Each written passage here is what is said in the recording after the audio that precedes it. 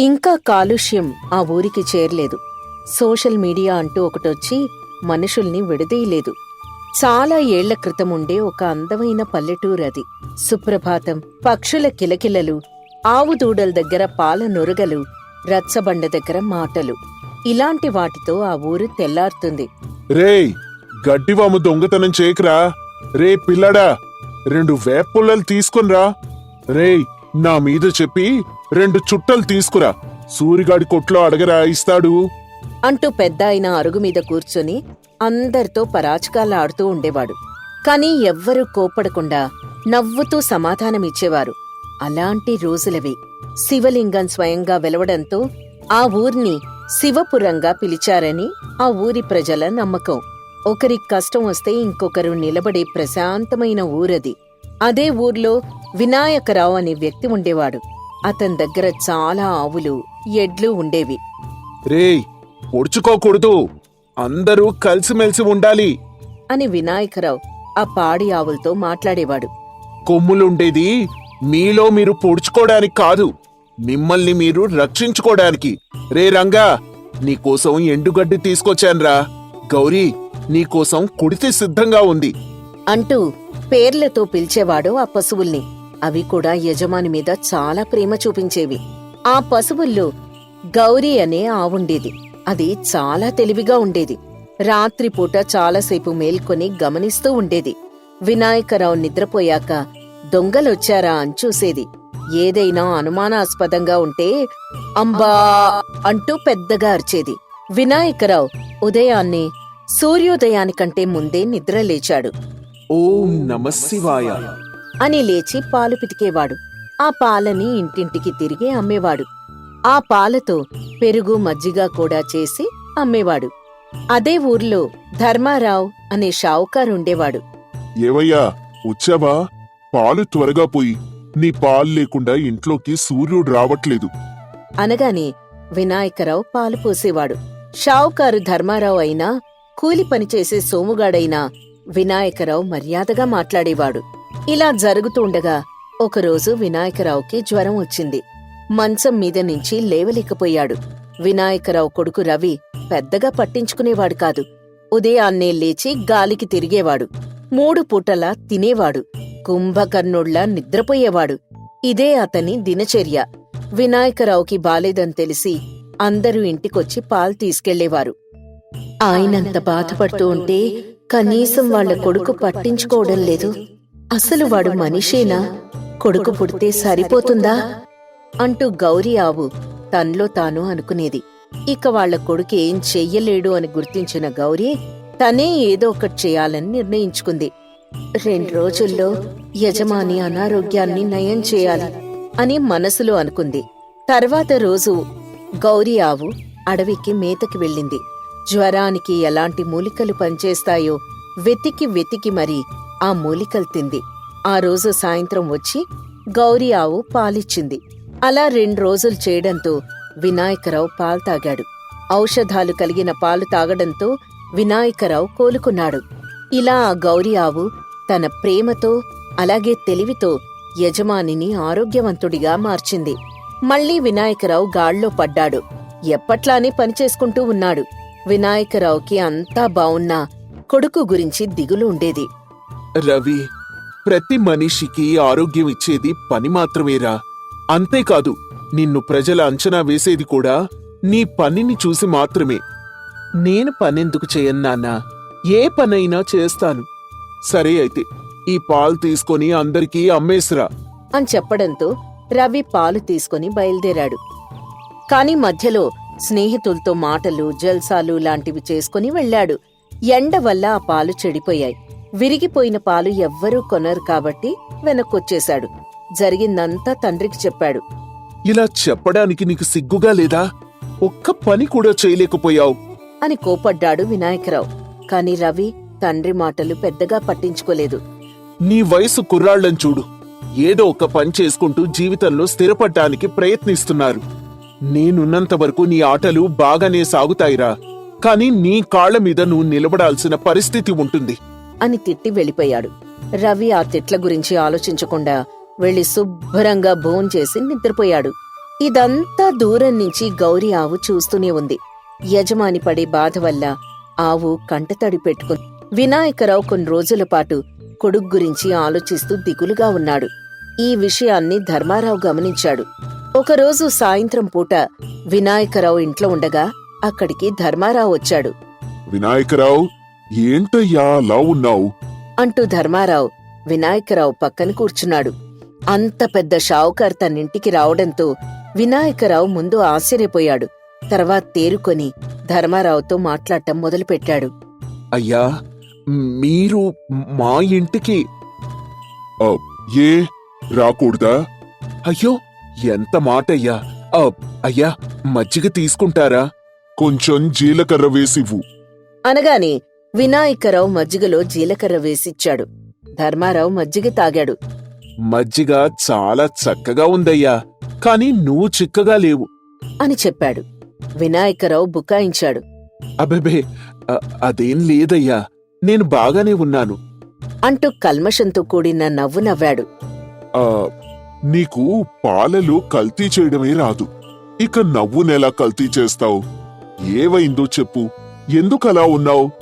అని ఆప్యాయంగా అడగడంతో వినాయకరావు తన కొడుకు గురించి పూర్తిగా చెప్పాడు. ఓస్, ఇంతేనా? నా దగ్గర చక్కటి పరిష్కారం ఉంది. మీ వాణ్ణి నా దగ్గర పనిలో పెట్టు. మీ దగ్గర? అవును, నువ్వు తండ్రివి కాబట్టి నీ దగ్గర రాగాలు పోవచ్చు. నేను వాణ్ణి దారిలో పెడతాను. అయ్యో, మీకెందుకయ్యా శ్రమ? అంటూ తడబడ్డాడు వినాయకరావు. ఇందులో శ్రమే ఉంది వినాయక. రేపే నా సున్నం బట్టికి పంపించు అని చెప్పి వెళ్ళిపోయాడు.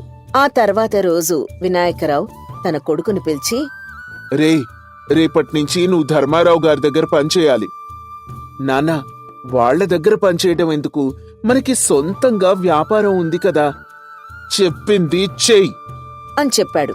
దాంతో రవి చేసేదేం లేక షావుకారింట్లో పనికి చేరాడు. రోజూ పనికి పోవడం అలవాట్లేని రవికి ఉదయాన్నే లేవడం కష్టమైంది. ఆ విషయం గౌరీ ఆవు గుర్తించింది. ఉదయాన్నే 5 గంటలకి అంబా అంబా అని అరుస్తూ ఉండేది. దాంతో విసుగొచ్చి రవి నిద్ర లేచేవాడు. అబ్బా, ఈ ఆవు ఒకటి నిద్రపోకుండా చేస్తుంది అని తిట్టుకుంటూ లేచేవాడు. రేయ్, సమయం అయింది, గౌరు అరుస్తోంది, లేచి తయారవ్వు అని వినాయకరావు కూడా గట్టిగా అరవడంతో ఇక రవి కూడా చేసేదేం లేక లేచి పనికి వెళ్లేవాడు. ఈ ఆవు ఒకటి చాలు నా ప్రాణానికి అనుకునేవాడు. అలాగే గౌరీ ఆవు కావాలని సాయంత్రం పూట రవి దగ్గరే నిలబడేది. రేయ్, ఆవు నీతోనే మచ్చికైనట్టుంది, నువ్వే పాలు తీసుకురా అని సాయంత్రం ఇంకో పని అప్పగించేవాడు వినాయకరావు. రవి మొదట్లో విసుగ్గా పనిచేసేవాడు. తర్వాత ఆ పశువుల మీద ప్రేమ పెంచుకున్నాడు. రోజూ సాయంత్రం ఇంటికి రాగానే పశువుల కొట్టంలోకి వెళ్లి వాటికి మేత వెయ్యడం, పాలు పితకడం చాలా ఆనందపడుతూ చేసేవాడు. రేయ్ రంగా, ఈరోజు బాగా తిరిగా. గౌరీ, పచ్చగడ్డి బాగా తిన్నావా? రేపు పట్నం నుంచి శనగ చెక్క తీసుకొస్తాను అంటూ రవి కూడా పాడి పశువులతో మాట్లాడుతూ వాటితో స్నేహం పెంచుకున్నాడు. పశువులు రోజూ ఇంటికి రాగానే పశువుల కొట్టంలో కాసేపైనా గడిపేవాడు. నాన్నా, నల్లమల గట్టువైపు తీసుకెళ్ళు, ఇవి చిక్కిపోతున్నాయి అంటూ తండ్రికి పని గురించి చెప్పడం మొదలుపెట్టాడు. గౌరీ అదే పనిగా మంచి బుద్ధినిచ్చే మూలికలు తిని మరీ పాలిచ్చేది. ఆ పాలు తాగడం వల్ల రవికి ఉల్లాసంగా ఉండేది. అంతేకాదు, షావుకార్ ధర్మారావు దగ్గర కూడా మంచి పేరు సంపాదించుకున్నాడు. పని కూడా బాగా నేర్చుకున్నాడు. కొడుకు ప్రయోజకుడు అవ్వడంతో వినాయకరావు సంతృప్తిగా నవ్వడం మొదలుపెట్టాడు. నాన్నా, మన పెరుగు వ్యాపారం కొంచెం తగ్గుతోంది, ఎక్కడో తేడా కొడుతోంది, కొంచెం చూసుకోండి అని తండ్రికి సలహాలిచ్చే స్థాయికి ఎదిగాడు రవి. ఎప్పట్లానే ధర్మారావు వినాయకరావు దగ్గరకొచ్చాడు. ఏంటయ్యా, కొడుకు బాగానే పనిచేస్తున్నాడు కదా, ఎందుకలా ఉన్నావు? వాడికి పెళ్లి సంబంధాలు చూస్తున్నానయ్యా, ఏది కుదరడం లేదు. జీవితం అంతా ఇంతే వినాయక. ఎక్కువ ఆనందం వచ్చినా ఆలోచనే, బాధ వచ్చినా ఆలోచనే. అయ్యా, వాడు ప్రయోజకుడు అయ్యాడు అంటే అది మీ వల్లే అయ్యా అని కృతజ్ఞతలు చెప్పాడు. ధర్మారావు నవ్వుతూ గర్వంగా చూశాడు. అలా ఇద్దరూ నవ్వుకుంటూ రవి గురించి మాట్లాడుకుంటూ ఉంటే దీనికంతటికీ కారణమైన గౌరీ ఆవు మాత్రం దూరంగా నిలబడి చూస్తూ ఉంది. దాన్నెవ్వరూ గుర్తించకపోయినా తన యజమాని కోసం ఈ మూగ జంతువు తాపత్రయపడింది. రవి పెళ్లి చేసుకుని సంతోషంగా జీవనం సాగిస్తున్నాడు. అందుకే ఆవుని పెంచితే కొడుకుని పెంచినట్టే అంటారు. అదిగో అక్కడ చూడండి, అందమైన రామాలయం, దాని చుట్టూ అందమైన పల్లెటూరు కనిపిస్తుంది కదా. దాని పేరు కృష్ణగిరి. ఆ ఊర్లో అందరిదీ ఒకటే మాట, అదేంటంటే మా జమీందారు గారు దేవుడు అని. ఇంతకీ ఆ జమీందారు ఎవరనుకుంటున్నారా? అతని పేరే రంగరాజు భూపతి. ఆ ఊర్లో 70% పైగా పొలాలు ఆయనవే. ఆ ఊర్లో ఉండే ప్రజల్ని ఆయన కన్నబిడ్డల్లా చూసుకునేవాడు. ఎవరికే కష్టం వచ్చినా ఆయనే ముందుండేవాడు. కాని మనిషన్న తర్వాత ఏదో ఒక లోపం ఉండాలి కదా. అలాగే జమీందార్లో కూడా ఒక లోపం ఉండేది. ఎవరేం చెప్పినా ఇట్టే నమ్మేసేవాడు. దీన్ని ఆసరాగా తీసుకుని ఆయన్ని మోసం చేసేవాళ్లు కూడా ఉన్నారు. ఆయన భార్య అయిన తులసీదేవి దీన్ని గమనిస్తూనే ఉండేది. ఒకరోజు సాయంత్రం సూర్యుడు ఇంటికి వెళ్లే సమయాన జమీందారు గారు ఒక్కరే కూర్చొని ఏదో ఆలోచిస్తూ ఉన్నారు. ఏంటండి, సూర్యుడు ఇంటికి వెళ్తాడా లేదా అని ఆకాశంలో చూసి ఓ ఆలోచిస్తున్నారు అని మాట్లాడుతూ పక్కన కూర్చుంది తులసి. మన బెల్లం వ్యాపారం కొంచెం నిదానంగా సాగుతుంది. దాన్నెవరికైనా మంచి పని తెలిసిన వాడికి అప్పగించాలి. ఎవరున్నారా అని ఆలోచిస్తున్నాను. మన గుమాస్తా ఉన్నాడు కదా, కూర్మానందం, అతనికి చెప్పండి, అతను చూసుకుంటాడు. కూర్మానందానికి ఇప్పటికే చాలా బాధ్యతలు అప్పగించాను తులసి. ఎవరైనా కొత్త వారిని చూసి ఈ పని అప్పగించాలి. అలా అయితే కూర్మానందానికి ఎవరినైనా తీసుకొని రమ్మని చెప్పండి. తనకి తెలిసిన వాళ్ళు ఎవరైనా ఉన్నారేమో అని చెప్పింది తులసీదేవి. దానికి రంగరాజు భూపతి కూడా సరే అన్నట్టు తలూపాడు. ఏమండి, అలాగే మీతో ఒక విషయం చెప్పాలండి. కాని చెప్పాలా వద్దా అని కొంచెం ఆలోచిస్తున్నాను అంటూ నసుగుతూ చెప్పింది. ఏంటి? మీ మంచితనాన్ని చాలామంది అసమర్థతగా చూస్తున్నారండి. ఎవరైనా ఏదైనా చెప్తే ఇట్టే నమ్మేస్తున్నారు. అన్నిసార్లు గుడ్డిగా నమ్మడం మంచిది కాకపోవచ్చు. తులసి, వీళ్ళందరూ మనల్ని నమ్ముకున్న వాళ్ళే. మనకెందుకు అన్యాయం చేస్తారు చెప్పు? అది కాదండి, మనం కూడా జాగ్రత్తగా ఉండడం మంచిదే కదా. అలా అందర్నీ అనుమానించుకుంటూ పోతే మనకంటూ ఎవరు మిగులుతారు చెప్పు? అలా ఏమీ జరగదు.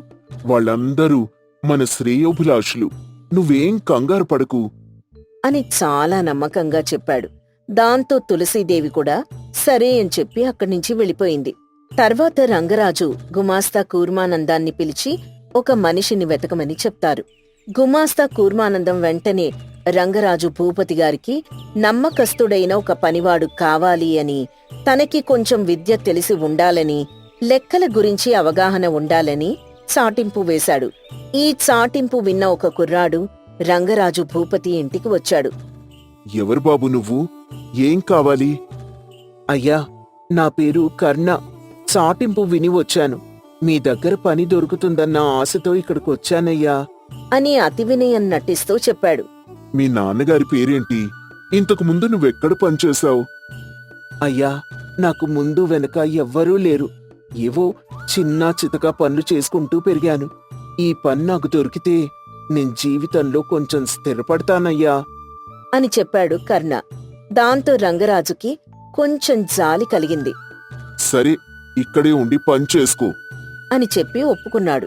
ఇక ఆ రోజు నుంచి కర్ణ ఆ బెల్లం వ్యాపారం చేసుకుంటూ రంగరాజు దగ్గరే ఉండేవాడు. కొన్ని రోజుల్లోనే రంగరాజు ఎవరేం చెప్పినా వింటాడని ఆ అబ్బాయికి అర్థమైపోయింది. దాంతో ఎప్పుడూ రంగరాజు పక్కనే ఉంటూ వాళ్ల మీద వీళ్ల మీద చాడీలు చెప్తూ ఉండేవాడు. అయ్యా, రంగడు మధ్యాహ్నం అన్నం తిన్న తర్వాత చాలా ఆలస్యంగా పనికొస్తున్నాడయ్యా. ఆ శాంతం లేదు, మన దగ్గరే కాకుండా ఇంకో పొలంలో కూడా పనిచేస్తోందయ్యా అంటూ వాళ్ల మీద వీళ్ల మీద కలిపి చాడీలు చెప్తూ ఉండేవాడు. రంగరాజు భూపతి కూడా అవి నిజమా కాదా అని తెలుసుకోకుండా వాళ్ల మీద అరిచేసేవాడు.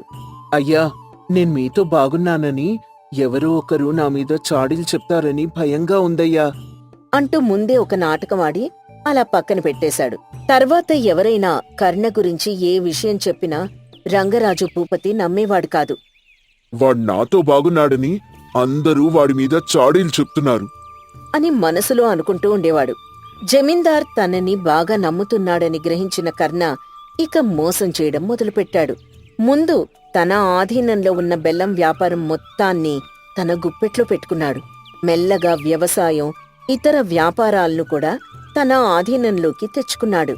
బెల్లాన్ని దొంగచాటుగా అమ్ముకునేవాడు. అలాగే వ్యవసాయంలో దొంగ లెక్కలు చూపించేవాడు. ఏదైనా పని చెప్తే చేయకుండానే అయిపోయిందని చెప్పేవాడు. ఈ విషయం మొత్తం చుట్టూ పనిచేసే వాళ్ళకి తెలిసినా రంగరాజు భూపతి మళ్ళీ ఏమంటాడో అని ఎవ్వరూ ఆయనకి చెప్పే సాహసం చేయలేకపోయేవారు.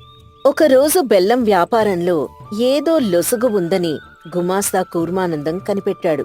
తనకు తెలిసిన పరిచయాలు మరియు తన పలుకుబడి ద్వారా అసలేం జరుగుతుందో మొత్తం సమాచారాన్ని సేకరించాడు. ఎంతో నమ్మకంగా ఉంటాడని వాణ్ణి పనిలో పెడితే ఏకంగా జమీందార్ గారిని మోసం చేస్తున్నాడా అని అనుకుంటూ బెల్లం వ్యాపారం జరిగే స్థలానికి వెళ్ళాడు. అక్కడ దొంగచాటుగా కర్ణ బెల్లం అమ్ముకుంటున్నాడని కూర్మానందం కనిపెట్టాడు. రే నీచుడా, దేవుళ్లాంటి అయ్యగారికి అన్యాయం చేస్తావా? కొంచెం కూడా సిగ్గులేదా నీకు? అంటూ కర్ణని ముందు నిలబెట్టుకొని మొహమాటం లేకుండా కడిగేశాడు. గుమాస్తా గారు, చాలా మంది దేవుణ్ణి మోసం చేస్తున్నారు. నేను దేవుళ్లాంటోడ్నే కదా మోసం చేసింది. అరవకుండా మీక్కూడా ఎంత కావాలో తీసుకెళ్ళండి. మీరు నేను కలిస్తే ఇక మనకి తిరుగుండదు అని కూర్మానందాన్ని కూడా తన వైపు తిప్పుకోవడానికి ప్రయత్నించాడు. కాని గుమాస్తా కూర్మానందం అస్సలు ఒప్పుకోలేదు. వెంటనే రంగరాజు భూపతి దగ్గరకొచ్చాడు. భూపతి గారు, ఆ కర్ణ అస్సలు మంచోడు కాదండి. వాడికిక్కడ పని చేయాల్సిన అర్హతే లేదు. వాణ్ణి వెంటనే తీసేయండి. మీరు చాలా నష్టపోతున్నారు అంటూ ఆవేశంగా చెప్పాడు. కాని భూపతి మాత్రం చిరునవ్వు నవ్వాడు. కూర్మానందానికి ఏమీ అర్థం కాలేదు. నువ్వు పొగాకు వ్యాపారంలో దొంగతనం చేస్తూ వాడి మీద నాకు చాడీలు చెప్తున్నావా కూర్మానందం? అని అడగడంతో కూర్మానందానికి ఒక్క నిమిషం ఏమీ అర్థం కాలేదు. తన తప్పు ఎప్పటికైనా బయటపడుతుందని గ్రహించిన కర్ణ ముందుగానే అందరి మీద జమీందారు గారికి చాడీలు చెప్పే విధానంలో కూర్మానందం మీద కూడా ఒక చాడీ చెప్పి పెట్టేశాడు. ఆ విషయం రంగరాజు ఊరికే నమ్మేశాడు. అయ్యా, నేను మిమ్మల్ని ఎందుకు మోసం చేస్తానయ్యా అని దీనంగా ముఖం పెట్టి అడిగాడు కూర్మానందం. కాని రంగరాజు అతని ముఖం చూసి కరిగిపోలేదు. ఇన్ని రోజులు నీలాంటోణ్ణి పనిలో పెట్టుకోవడం నాది తప్పు. పనిలో నుంచి తీసేసేయాల్సింది వాణ్ణి కాదు, నిన్ను అని చెప్పి గుమాస్తాని ఇంటి నుంచి పంపించేశాడు. ఈ విషయం తులసీదేవికి తెలిసింది. వెంటనే తనకున్న పరిచయాల ద్వారా అసలు విషయాలన్నీ తెలుసుకుంది. జమీందారు గారికున్న బలహీనతను వాడుకొని ఆ కర్ణ ఆయన్ని మోసం చేస్తున్నాడని తులసీదేవికి అర్థమైంది. విషయం ఎలాగైనా రంగరాజు భూపతికి తెలియచేయాలని నిర్ణయించుకుంది. ఏమండి, మా అక్క వాళ్ళ ఆయనున్నాడు కదా, ఆయనకి బెల్లం కావాలట. తగినంత ధర ఇస్తా అంటున్నాడు. వేరే వాళ్ళకి అమ్మడం కంటే ఆయనకే అమ్మడం మేలు కదా అని రంగరాజు భూపతి ఒక్కడే ఉన్నప్పుడు అడిగింది. అలాగే అమ్ముదాన్లేవే. కర్ణాన్ని పిలిచి ఎడ్లబండి మీద మీ అక్క వాళ్ళింటికి బెల్లం పంపించమని చెప్తాను అని మాటిచ్చి కర్ణని పిలిపించాడు. కర్ణెత్తి వినయం నటిస్తూ జమీందారు గారి ముందు నిలబడ్డాడు. అయ్యా, పిలిపించారంట? ఆ కర్ణ, మన దగ్గర బెల్లం ఉంది కదా, అది మీ అమ్మగారి అక్క వాళ్ళింటికి పంపించు, సరేనా అని చెప్పగానే కర్ణకి గుండె పగిలిపోయింది. ఎందుకంటే మిగిలిన బెల్లాన్ని కర్ణ ఎప్పుడో అమ్మేసుకున్నాడు. ఈ విషయం ముందుగానే తులసీదేవికి తెలిసి ఈ నాటకవాడింది. ఏంట్రా నీళ్లు నవ్వులుతున్నావు, ఏమైంది అని భూపతి గుచ్చిగుచ్చి అడగడం మొదలుపెట్టాడు. రెండో పంట వచ్చినప్పుడు లెక్కల్లో ఏదో మాయ చేద్దాంలే అనుకుని నమ్మకంగా కర్ణ బెల్లాన్ని అమ్మేసుకున్నాడు. ఇప్పుడు అతను ఏం చెప్తాడా అని తులసీదేవి కూడా చూస్తూ ఉంది. అది అది అయ్యగారు, వచ్చే పంటలో పంపిద్దాం. ఇప్పుడు ధర అంతగా పలకదేమో అయ్యగారు. ఇప్పుడు ధరతో పెద్ద పనే ఉందిరా, మనకు కావలసిన వాళ్లే కదా, పంపించు అని రంగరాజు భూపతి చెప్పాడు. ఏం చేయాలో కర్ణకి అర్థం కాలేదు. కర్ణ అలా తటపటాయిస్తుంటే ఎందుకో రంగరాజు భూపతికి కూడా అనుమానం వచ్చింది. ఏంట్రా ఆలోచిస్తున్నావు? ముందా బెల్లం సంగతి చూద్దాం పదా. అంటూ లేచి బెల్లం వ్యాపారం చేసే స్థలానికి రంగరాజు భూపతి వెళ్ళాడు. అక్కడ బెల్లం లేదు. ఆరా తీస్తే కర్ణ చేసే మోసాలన్నీ బయటపడ్డాయి. రేయ్, నన్నే మోసం చేస్తావురా? అంటూ రాజభటుల్ని పిలిపించి కారాగారంలో వేయించాడు. మోసపోయానని బాధపడుతూ ఇంట్లో కూర్చున్నాడు రంగరాజు భూపతి. అప్పుడక్కడికి అతని భార్య తులసీదేవి వచ్చింది. ఏవండి, జరిగిందేదో జరిగిపోయింది. జరిగిన ప్రతి విషయం మన మంచికే అనుకోవాలి. ఇప్పటికైనా మనుషులెలా ఉంటారో తెలిసింది కదా. ఎవర్ని నమ్మాలో ఎవర్ని నమ్మకూడదో తెలుసుకోండి. ఆ గుమాస్తాకి క్షమాపణ చెప్పి తిరిగి పనిలోకి తీసుకోండి అని సలహా ఇచ్చింది. రంగరాజుకు కూడా అదే నిజమనిపించింది. కూర్మానందాన్ని తిరిగి పనిలోకి పిలిపించుకున్నాడు. ఆ తర్వాత నుంచి ఎవ్వరేం చెప్పినా గుడ్డిగా నమ్మకుండా తనకి తాను పరిశీలించుకొని నిర్ణయం తీసుకోవడం మొదలుపెట్టాడు. నిజాయితీ లేని ఆ పనివాడు కర్ణ మాత్రం కటకటాల వెనక నిలబడి ఊచల్లెక్క